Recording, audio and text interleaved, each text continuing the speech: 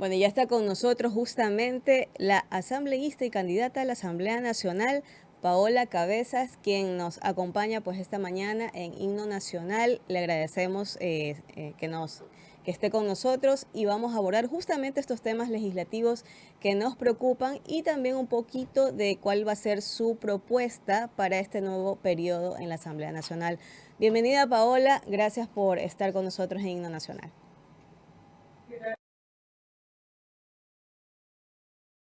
Un poco la voz ya, la campaña está pasando, la voz está pasando, la campaña está pasando factura. Entonces, igual, gracias por esta invitación.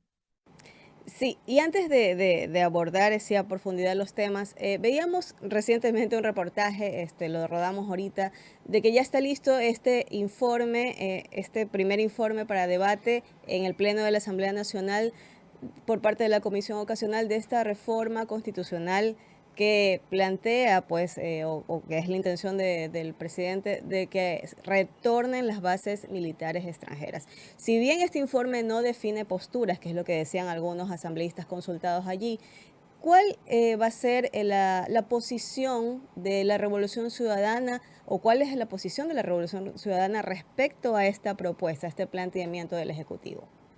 Mira, más que una posición de la Revolución Ciudadana debe ser una posición del Ecuador, del país, porque entendamos que el debate pasa por lo ideológico y escuchaba justamente a uno de los asambleístas.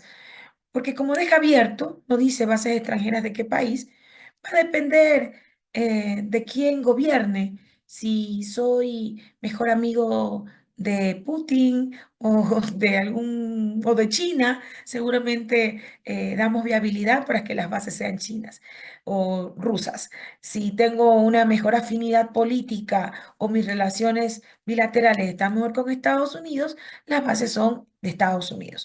Entonces creo que este debate debe ser muy apegado a la realidad que vive el país, porque hay una problemática general que es la inseguridad y la Constitución de la República aún no ha cambiado en torno a las responsabilidades que tiene el gobierno ecuatoriano sobre la seguridad. Sí, cualquier apoyo extranjero es sencillamente un apoyo. No pueden venir a hacer el trabajo que debe hacer el gobierno a través del Ministerio del Interior, a través de la Policía Nacional y las Fuerzas Armadas. Sería ceder soberanía y creo que esas son cosas que las tenemos que analizar. Ya llegará el momento que se debata el informe en el Pleno de la Asamblea Nacional.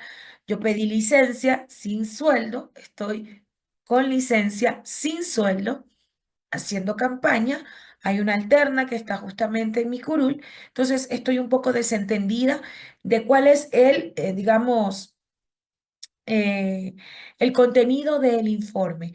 Pero más allá que partidizar esto o cuál es la posición de la Revolución Ciudadana, yo creo que hay que mirar la integralidad por la problemática que vivimos en el país. Mire, Colombia tiene 7 bases extranjeras y no ha logrado resolver muchos de los problemas que aquejan históricamente a Colombia, como el narcotráfico.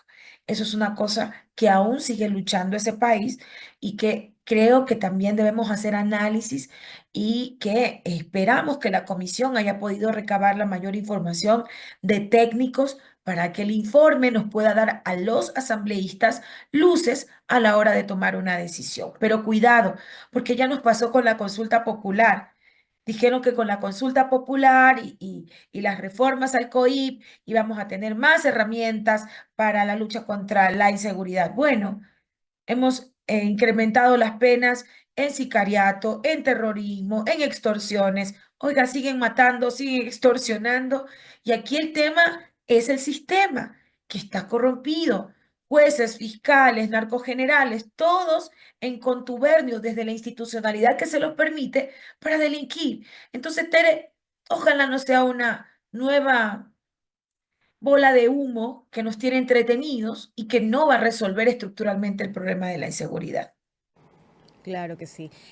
Ahora, Paola, ya adentrándonos en materia legislativa, Lastimosamente, la Asamblea Nacional es una institución que siempre está como que con cifras como en rojo, ¿no? O sea, la reputación, la credibilidad que los ciudadanos tienen en la Asamblea, incluso por campañas orquestadas desde el Ejecutivo, siempre está venida a menos. ¿Cuál es, desde la perspectiva de Paola Cabezas, una evaluación que puedas hacer de cómo se desarrolló este periodo legislativo y si hubo realmente un ambiente de gobernabilidad entre ejecutivo y legislativo? Porque el presidente se queja de que no hay gobernabilidad, de que no se pueden aprobar leyes, y sin embargo hay unas cifras que les favorecen. Y eso me parece que es interesante, el análisis que ha hecho los mismos medios de comunicación, instituciones que se encargan de hacer evaluaciones sobre la labor legislativa. Pero es evidente, Tere, que el presidente necesitaba un antagónico para confrontar.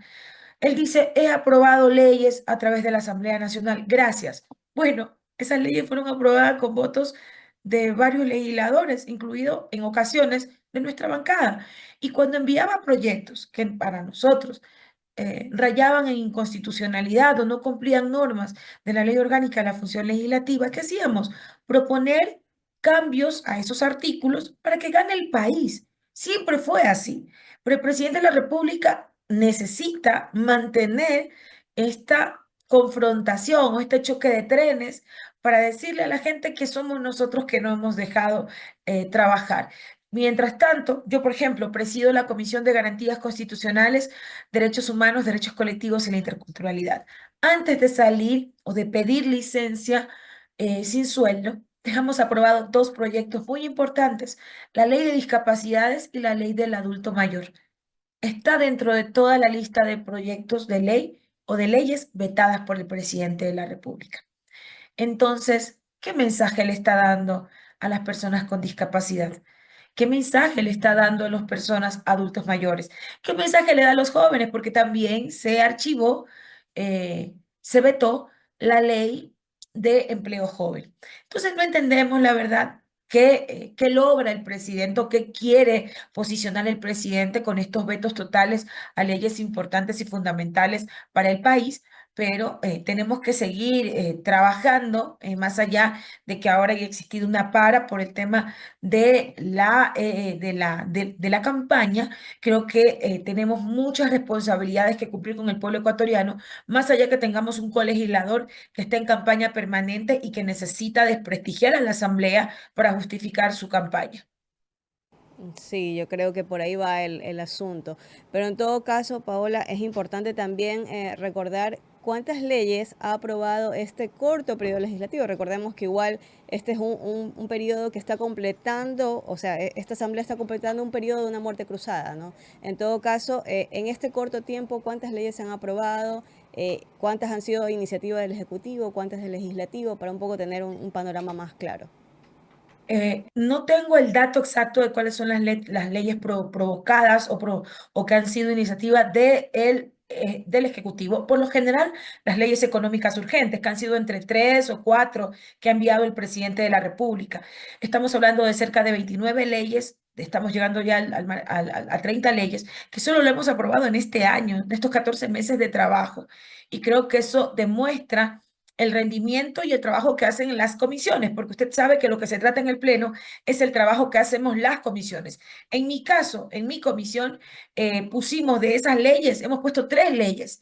La ley justamente de prevención para víctimas de violencia de género, sean esto hijas, madres, de reparación, perdón, la ley de reparación para víctimas de femicidio, una ley que fue aprobada por unanimidad y la verdad fue una ley construida también técnicamente con el Ejecutivo que no fue vetada, fue enseguida publicada en el registro oficial y eso ha sido un trabajo que demuestra que cuando hay madurez política y se puede trabajar técnicamente con el Ejecutivo, sacamos leyes de estas características.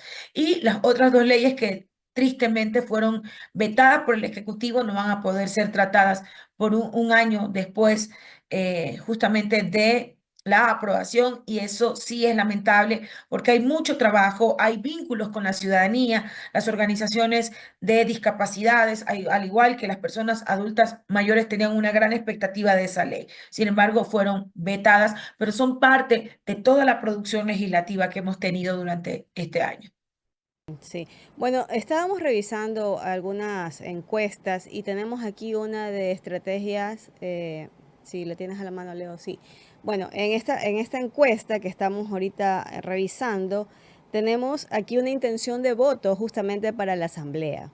Y tenemos aquí una intención de voto de la Revolución Ciudadana del 27% versus la segunda fuerza política que le sigue es ADN con el 25,5%. Pero este 27% de la Asamblea del bloque de la Revolución Ciudadana tiene un más 3,6. Entonces es como que un bloque que se va a ver nuevamente fortalecido o que vamos a tener una nueva asamblea, un nuevo periodo legislativo, otra vez con una bancada de la Revolución Ciudadana fortalecida. Justamente, Paola, tú estás en el segundo casillero, si mal no recuerdo, de la lista de asambleístas nacionales. Entonces, ¿cómo ves tú que se vaya a ir proyectando la conformación de esta futura asamblea en la que también, según esta encuesta, entraría Pachacutic nuevamente a la arena política y el movimiento Creo? Se meterían también con curules allí. ¿Cómo va a ser, cuál va a ser la política de gobernabilidad al interior de la asamblea? ¿Cómo se va a desarrollar? Nosotros aspiramos, Tere, que si Luisa es la presidenta de la República, podamos despojarnos de toda posición partidista por la crisis que vive este país. Más allá, y yo quiero dejar claro, nuestras confrontaciones con el Ejecutivo ha sido por su cambio permanente de posición. El presidente dijo que él no iba a incrementar impuestos y resulta que todos sus proyectos económicos urgentes versaban en temas de impuestos. El presidente dijo, no voy a subir el IVA, lo hizo. Entonces, a ver, El conflicto armado interno del cual no conflicto vemos que no se ha mayores armado, resultados. han recogido toda esa plata para pagar deuda. Ellos están así arrodillados al Fondo Monetario Internacional, pero el país sigue en crisis. No hay reactivación económica, no hay empleo y esto es, digamos, el cuento que ha tenido Novoa durante todo este tiempo. Vender show, pero en realidad responder a una agenda económica desde la visión de Estados Unidos y del Fondo Monetario Internacional y no responder a quien lo eligió. Entonces, eso sí preocupa mucho porque hay eh, condiciones quizás que van, usted lo ha dicho, hay una fotografía clara, va a haber una asamblea que va a estar un poco fragmentada. Vamos a tener representación, tanto la bancada oficialista en este momento como la nuestra, pero eso debería a nosotros convocarnos a poder plantear una agenda mínima de país. El Ecuador no aguanta más. Esta polarización nos está haciendo daño a todos. Y yo creo en este momento que el que más ha necesitado polarizar y no ponerse en los zapatos de la gente o ser un poco más conciliador es el presidente de la República. Él ha ido a los extremos en todo para justamente tratar de capitalizar este voto anti y no gana el país. Porque si seguimos en guerra permanente o en una disputa permanente con la Asamblea Nacional, no vamos a poder justamente avanzar. Mire, sería deseable para el presidente de la República, seguramente con su personalidad, no contar con la Asamblea, porque tiene una posición un poco más autoritaria y de dictador. Pero, presidente, mientras la Constitución de la República hable de 5 funciones del Estado, mientras la Constitución de la República considere que la Asamblea Nacional es una función que representa también el sentir del pueblo ecuatoriano, tenemos que buscar mecanismos para una articulación. Nadie va a dejar de reconocer en el presidente que es un colegislador y que en muchos temas es el presidente que tiene que marcar la hoja de ruta del país, pero si fuese el caso que Luisa González asumiera la presidencia de la República, nosotros estamos abiertos para tender puentes y trabajar por el país. Ya. Y en el hipotético caso, en el escenario que sea Novoa, pues nuevamente elegido en las urnas, ya para un mandato completo, ¿cómo sería la relación desde la Revolución Ciudadana con el resto de bancadas y con el gobierno? Entiendo que dependerá también de los temas que se vayan a ir tratando, de las leyes que vaya proponiendo el Ejecutivo, pero un poco lo que también quieren los ecuatorianos es que ya haya una armonía, ¿no? Y que se siga dando esta dinámica de, como dicen con argumentos, exponer o pulir las leyes que manda el Ejecutivo, pero un poco cuál va a ser la tónica en este sentido. Yo creo que si fuese ese el caso, hipotéticamente hablando, el país está primero y el país necesita en este momento eh, argumentos o conversaciones mínimas sobre temas que involucran a todos. La seguridad sigue siendo una problemática que aqueja a todos y sobre todo, Tere, cuando la inseguridad está afectando directamente a las infancias. A mí todavía no se me pasa lo que ha sucedido con los chicos de las Malvinas y esto obedece a una política pública instalada por el presidente de la República. Si el presidente de la República no decide implementar una agenda social para recuperar nuestras infancias, para darle oportunidades y no matarlas, no criminalizarlas, no deshumanizarlas, yo voy a hablar a título personal, va a tener siempre una voz que se lo recuerde, porque lo que pasó con los niños de las Malvinas no puede quedar en la impunidad. Y no puede haber un Estado cómplice y no puede haber un presidente de la República que en un debate donde tuvo la posibilidad de decir, vamos a corregir, esto tiene que resolverse, ni siquiera se acuerda de sus nombres. Y si esto se constituye en política pública, en que asesinen gente y que quieran liquidar la pobreza o que quieran liquidar a los pobres de esa forma, sin darle oportunidades, va a tener una voz que siempre se lo recuerde. Y yo creo que hay gente en este país, en su mayoría, que no quiere que maten jóvenes pobres, quieren que esos jóvenes pobres vayan a la universidad, vayan a un colegio, que les den una oportunidad para que no sean carne de cañón o que no sean presa fácil de las bandas del crimen organizado. Eso queremos. No solamente queremos política pública Ampliar para la, enfrentar a Ya los mismo vamos a delincuentes. ampliar las propuestas, Paola. Me encantaría esa parte de manejarla de forma independiente. Pero ahorita, hablando justamente del caso de los 4 niños de las Malvinas, la Constitución establece dentro de las causales para activar un juicio político al presidente de la República justamente la desaparición forzada. Es lo que conversábamos también aquí con un constitucionalista invitado y él nos explicaba que la Asamblea podría activar ese juicio político por desaparición forzada.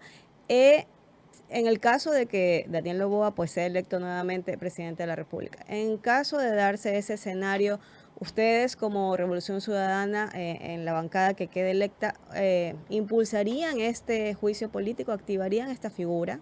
No es un tema que lo hayamos conversado como bancada, Terry, sería irresponsable si hago un pronunciamiento al respecto, pero sí, es evidente, el presidente de la República ha dado suficientes elementos para poder iniciar un juicio político, no solamente por el tema de desaparición forzada, pero también por la violación a la Constitución. El presidente de la República reemplazó a la vicepresidenta mediante un decreto y respetó su condición de vicepresidenta electa para él.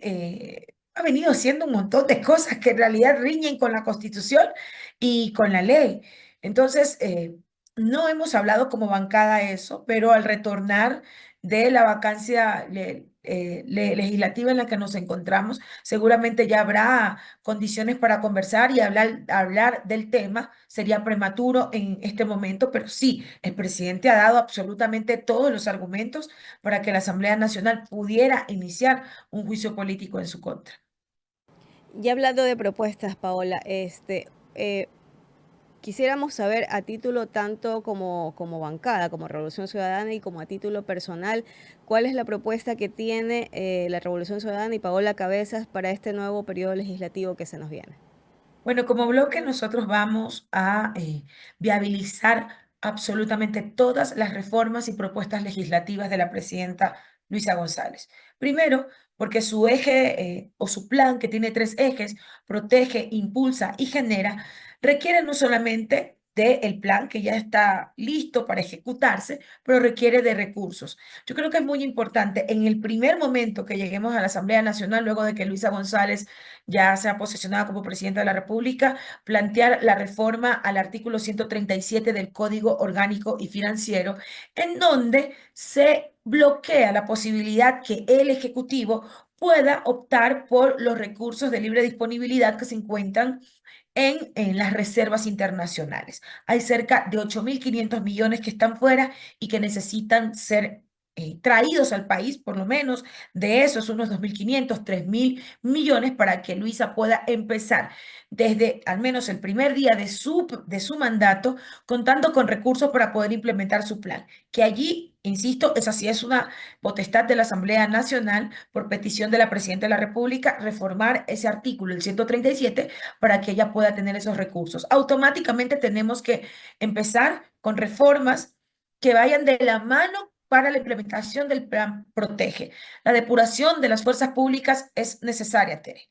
Nosotros no podemos hablar de seguridad si no entendemos que a nuestras instituciones, nuestras gloriosas instituciones, Fuerzas Armadas y Policía Nacional, también fueron contaminadas por el crimen organizado. Hay narcogenerales, hay policías que están vinculados al crimen organizado y de nada sirve hacer una inversión si no se depura a la fuerza pública. Acto seguido, hay que hacer una inversión muy importante para la recuperación de la infraestructura en seguridad. Estamos hablando de cerca de 300 millones que van a ser invertidos para patrulleros, motos, para rehabilitar los UPC. Pero mire, la seguridad tiene un eje importante, que es la comunidad.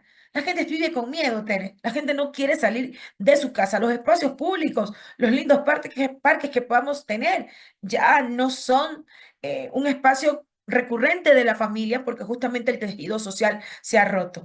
Dentro del plan. Quiero hacer un paréntesis. ¿Qué ley fortalecerían para conseguir, para desde la Asamblea activar esta depuración tan necesaria en la fuerza pública, tanto policía como Fuerzas Armadas?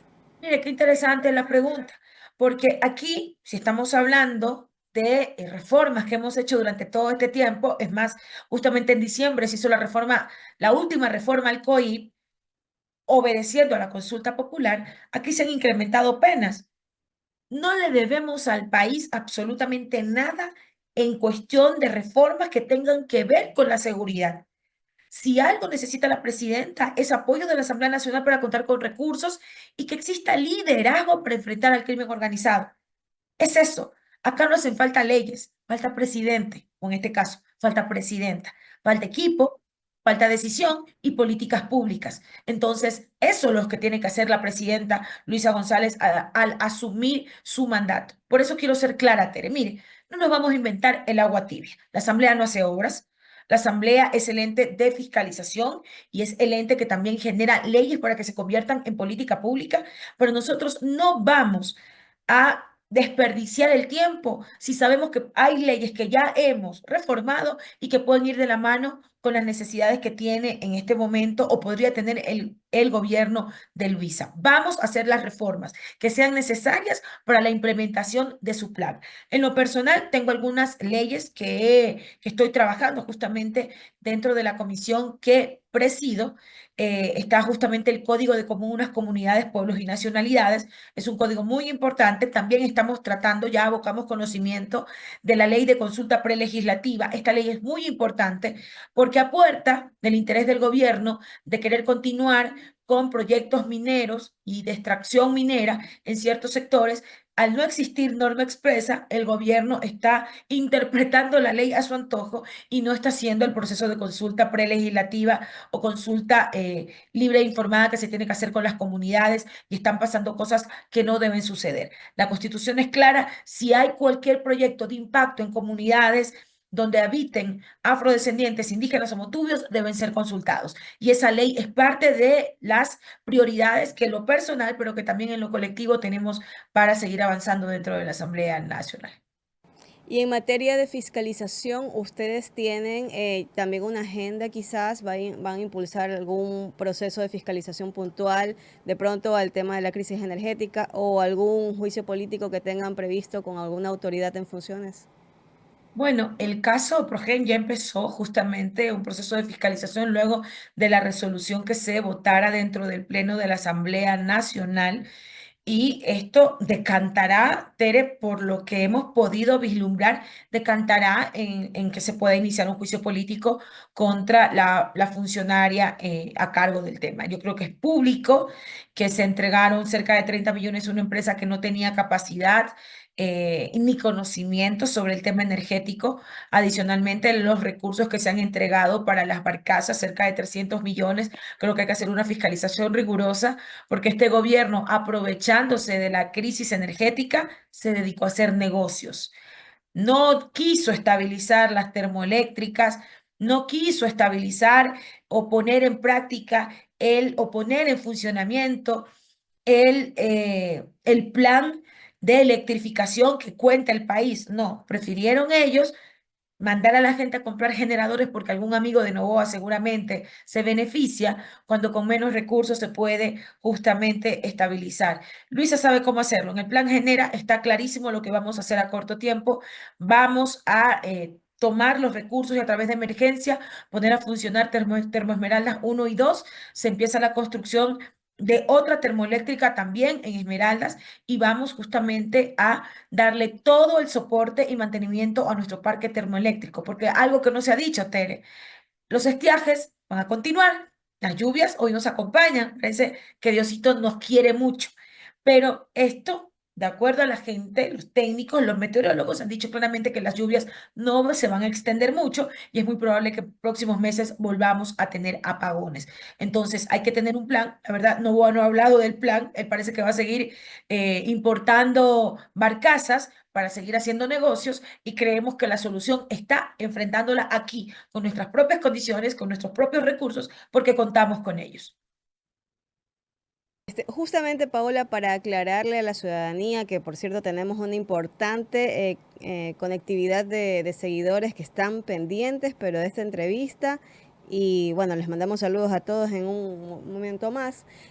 Quería que le aclares, Paola, a todos estos nuestros seguidores el rol del asambleísta. Y lo recalco, lo quiero que lo recalques porque como vimos a inicios del año, incluso antes de que inicie oficialmente la campaña electoral, veíamos a un asambleísta en funciones entregando cocinas de inducción. Y lo Y siguen sobre, haciendo. y sobre ese tema, hoy se pronunció el vicepresidente del Consejo Nacional Electoral, Enrique Pita, diciendo pues que se ha detectado, mira, días después, ¿cuántos días han pasado? 20 días, más de 20 días, ha dicho pues que se ha detectado esto y que esto sí es sujeto a sanción. Y lo hablaba en el contexto de que este tema de la licencia de Daniel Noboa, del presidente, que si la pide o no la pide para hacer campaña, pero hablaba un poco este contexto, ¿no? De que están haciendo donaciones de cocinas de inducción y eso pues no es permitido. Cuéntanos un poquito tu percepción de esto. No solamente entregando dádivas que están, o sea, las cocinas de inducción, todo el mundo sabe que son patrimonio del Estado, son cocinas que se entregan con recursos públicos. Entonces, no solamente la señora estaba haciendo campaña cuando no había pedido licencia, hay allí algunas digamos, algunas sanciones que si la ley se lee y se aplica, ella no solamente no había pedido licencia, que acuérdese que el bloque de gobierno también se acogió a la posición de su presidente de no pedir licencia, ella no solamente estaba en ese evento sin licencia, sin sueldo, sino que adicionalmente estaba utilizando recursos públicos. Y mire, Tere, esta ha sido la tónica de todo el bloque del gobierno. Se han dedicado a hacer eventos, a entregar dádivas, a entregar Entregaban no, también.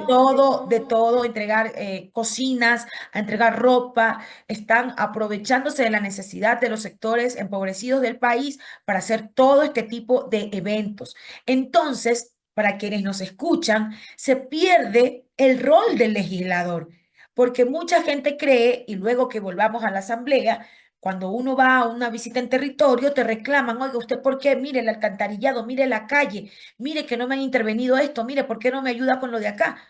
Mire, de repente uno voluntariamente puede hacer una ayuda a alguna persona que tenga una necesidad. Por eso, como dice mi madre, lo que hace la mano derecha no tiene por qué saberlo la mano izquierda. Son cosas que tú puedes hacerla a título personal. Pero lo que está haciendo el gobierno y de lo que y lo que han hecho los asambleístas de gobierno desde siempre es justamente utilizar la plataforma del gobierno para hacer todo lo que hacen. Y desafortunadamente, desvían el rol del asambleísta. Los asambleístas, de acuerdo a la Constitución, legislamos y fiscalizamos. Obviamente que nuestro rol es importante, quizás por eso siempre la asamblea tiene o riñe con la aprobación de las personas, porque la asamblea o las personas esperarían más de los asambleístas, esperarían que los asambleístas resuelvan problemas que son puntuales, sobre todo en una crisis económica y social y de seguridad que vive el país. Pero desafortunadamente ese no es el rol del asambleísta. Nosotros sí fiscalizamos para que su carretera funcione. Fiscalizamos para que la salud llegue la medicina y hacemos los pedidos de información para que la salud, para que la educación, para que todo se cumpla de acuerdo a la ley. Ese sí es nuestro trabajo. Y a veces por eso el gobierno siempre ha ido en contra de la asamblea porque dice que no dejamos trabajar a los ministros. No, porque si tú vas a una comunidad y la gente te dice que la vía está mala, hay que hacer pedidos de información y fiscalizar. Pero no hacemos obras. Y lo que ha hecho el asambleísta oficialista es un delito, no solamente porque está utilizando recursos públicos, eso podría incurrir que los abogados digan que puede ser peculado, pero aparte de eso, esta es una grave infracción electoral, que ojalá el Consejo Nacional Electoral haga algo, el Tribunal Contencioso Electoral haga algo, porque esto sencillamente desdice del rol que deben cumplir o que debemos cumplir los asambleístas. Ya para ir cerrando este espacio de entrevista, muy importante todo lo que hemos conversado, Paola, ya se aprobó un reglamento para llevar a cabo el primer debate de candidatos a la Asamblea Nacional, en este caso los cabezas de lista.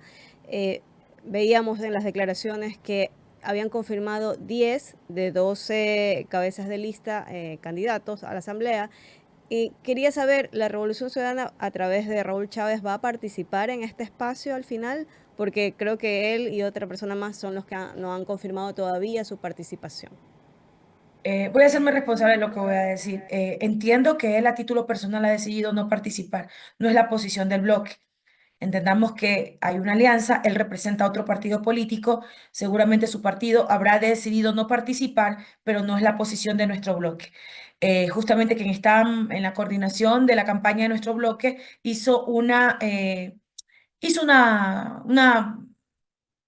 un pedido, pidió información a los organizadores del debate si podía ir yo como segunda candidata asambleísta nacional, pero entiendo que las bases digamos, del debate ya están planteadas, que debe ir el primero de la lista. Desconozco por qué Raúl decidió no ir, quizás ha sido una posición de él y de su partido, pero no de la Revolución Ciudadana. Creo que nosotros tenemos suficientes elementos como para llegar a esos espacios y debatir. Yo creo que la gente tiene que ir a votar informada y sobre todo cuando dentro de la intención de voto, la Revolución Ciudadana está liderando la intención de voto de la Asamblea Nacional. La lista de asambleístas nacionales está. Como decíamos, Paola, que se aclare y se enfatice en cuál es el rol del asambleísta, ¿no? Porque, como tú decías, se confunde mucho, la ciudadanía piensa que el asambleísta le pueda solucionar problemas del alcantarillado, problemas de las autoridades locales inclusive. Entonces, un poco, estos espacios son importantes también para eso, ¿no? Importantes, porque a la larga el ciudadano tiene que saber qué hace cada quien. Y ese espacio, sobre todo si ha sido coordinado con el Consejo Nacional Electoral, es fundamental para que nosotros podamos justamente reforzar no solamente el rol del legislativo, sino reforzar el trabajo que viene haciendo el bloque de la Revolución Ciudadana dentro de la Asamblea Nacional. Tenemos una importante aprobación. El pueblo ecuatoriano aprueba lo que como bloque hemos venido haciendo durante todo este tiempo y creo que es importante que quede claro que no es una posición de la Revolución Ciudadana, sino que quizás el equipo, ahí yo no puedo, digamos, vertir criterios sobre la decisión del candidato que lidera nuestra lista, pero no es una posición de la Revolución Ciudadana. Entendido, Paola. Bueno, muchísimas gracias por habernos acompañado en este espacio. Esperemos que no sea la primera vez que sigas activa acá con nosotros y sobre todo pues ahora que ya se viene un nuevo periodo legislativo donde ya van a tener un periodo completo de 4 años y pues podamos seguir debatiendo justamente estos temas muy importantes que es la legislación y fiscalización que tiene que realizar la Asamblea Nacional. ¿Algún Aquí, mensaje final, Paola? bueno, que estamos a próximos días, escasos 12 días, si no me equivoco, no, más días, pero estamos a escasos pocos días de poder dar un giro importante al país, un cambio seguro para revivir este país y pedimos que la gente esté informada sobre los proyectos y sobre el plan de Luisa González para que este 9 de febrero vayan a votar por Luisa González y Diego Borja como binomio de la Revolución Ciudadana, los asambleístas nacionales. En mi caso, soy segunda en la lista nacional, pero también a votar por toda la lista de asambleístas de la lista 5 en este caso la alianza con el movimiento Reto, y obviamente en las provincias a votar todo 5. Muchísimas gracias.